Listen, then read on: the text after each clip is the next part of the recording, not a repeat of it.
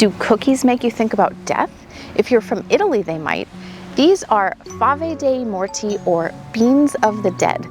They're chewy little almond cookies flavored with Italian liqueur and cocoa powder, and they're baked every year in Italy to commemorate All Souls Day on November 2nd. Why are they called beans, and what does that have to do with death? In this episode, we'll talk about that and learn how to make them. I'm Kristen, and on Bake Across Europe, I explore the history and traditions of European baking, guided by the recipes I've encountered while traveling and learning about new ones along the way. Today, we're talking about Fave dei Morti, so let's get started. In the ancient Mediterranean, broad beans were associated with spirits. Even as far back as Pythagoras, yes, that Pythagoras, fava beans were seen as containing the souls of the dead. In ancient Rome, many superstitious practices surrounded broad beans, such as offering them to the deities of the underworld, placing them on the tombs of the deceased, and serving them at funerals. Even once Christianity became the dominant religion, this connection between broad beans and the dead still remained. You may even still find a bowl of broad beans on a windowsill or a street corner for any souls that might be passing by. Now, you'll find Fave dei Morti all over Italy during the months of October and November, but their appearance, color, and even ingredients change from region to region. In Venice, they're made with ground pine nuts. In Friuli, Venezia Giulia, they're made with ground almonds. And there you'll also find them in pink, white, and brown. And those are the ones we're making today. And the colors mean different things. White represents birth, pink represents life, and brown represents death. So how are these three colors made? Traditionally, the white and pink ones are flavored with rose water and Italian liqueurs, and the brown ones are flavored with cocoa powder. For the white cookies, a white rosolio is usually used, and this is a type of homemade Italian liqueur, though now it's also commercially produced, and they come in a wide variety of different flavors, and the one I was able to find is bergamot flavored. And then the pink ones are traditionally flavored with alchermes, and this is a red liqueur. And this is made with sugar, cinnamon, cloves, nutmeg, and a variety of other herbs and spices. And interestingly, kermes is also added, and that's what gives it its red coloring. Kermes is a small insect that is used in crimson color production, so that's very interesting. And this has almost like a bubblegum-like flavor, though perhaps a bit more of an upscale version of that flavor, but that's the best way I'm able to describe what this tastes like. To make the cookies, I'm beating egg whites until stiff peaks form. Then I whisk together almond flour, and sugar. And the type of flour I'm using here is Italian 00, which is that really finely ground flour that's used for pasta making. You can usually find it in the baking section of pretty well-stocked grocery stores. If not, and if you'd rather just stick with what you have in your pantry, you can absolutely use all-purpose flour instead. And then adding that a little bit at a time, I'm folding the dry ingredients into the egg whites.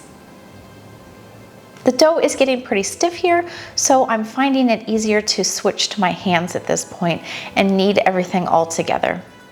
Eventually, a cohesive dough forms, and I divide it into thirds for the three different flavors. For the brown ones, I'm adding cocoa powder and also vanilla extract and working it together with my hands. And if you don't want to get messy, you could absolutely do this in the stand mixer, though you'll have to wipe out the bowl each time so that you don't mix the flavors and colors together. Once it all comes together, I'm setting that one aside and switching over to the next dough and adding alchermes and rose water to this one. I was unsure of how much alchermes to add to this because the recipes that I found varied so widely. So I started out with a 1/4 cup, but really only added about half of that because I found that the dough was becoming too wet. So half of a 1/4 cup is really just about 2 tablespoons. So that's what I added here. And I worked that all together and it was still pretty wet, so I added a little bit of extra almond flour to dry up the dough. Then for the third batch, I'm adding in the white rosolio. If you can't find rosolio at your local liquor store, or if it's too expensive and you just want to use what you already have on hand, you can use rum for this instead. I have seen some Italian recipes that use rum instead of rosolio. Though I will link some websites below where you can buy both alchermes and rosolio. I will admit though, it's pretty hard to find here in the US, and they're also very expensive. I was recently in Vienna and I was at a local grocery store and I just happened to see a bottle of alchermes on the shelf for only 10 euros. You don't even want to know what I spent to buy my bottle of alchermes here in the United States. Once all of the doughs are mixed together, I'm forming them into little balls and placing them on parchment-lined baking sheets.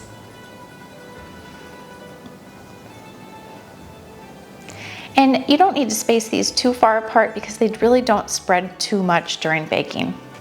These bake at a really low temperature, about 100 degrees Celsius or 212 degrees Fahrenheit.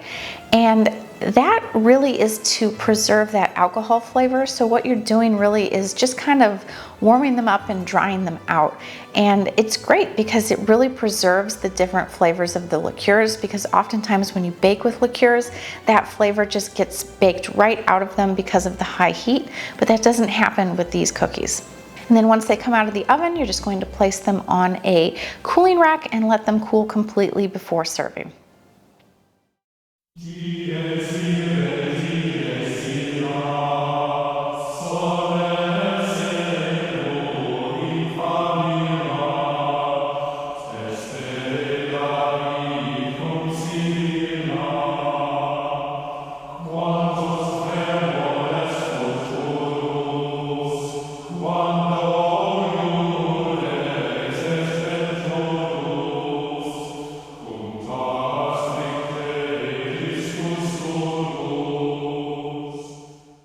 Okay, so let's give these a try. I'm gonna start with the chocolate one.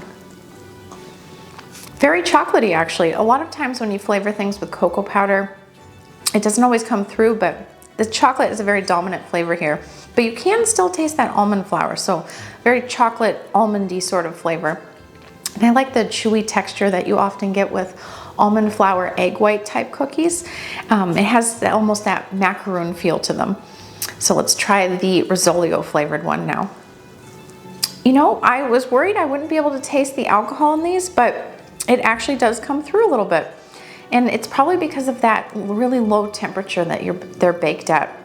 Oftentimes, when you bake with alcohol, you can't taste it in the end result just because you're baking it at 350, 400 degrees and that flavor just kind of dissipates. But I see the results here with that low temperature really brought that through. So let's see if I can taste the alchermes.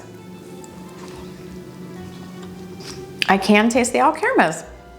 So that low temperature really is key for this. So I highly recommend giving these a try. These are delicious. I love the soft egg white almondy texture that they have and the unique 3 flavors. And if you did want to make these a little bit pinker, you could add some food dye to them. So I would give these a try for All Souls Day or for any day of the year if you just want to give them a go. And if you want another equally seasonal dessert, I highly recommend my Irish barmbrack. That is baked every year in Ireland for Halloween, and there's even a little game that goes with it. So watch that video next, and I will see you next time.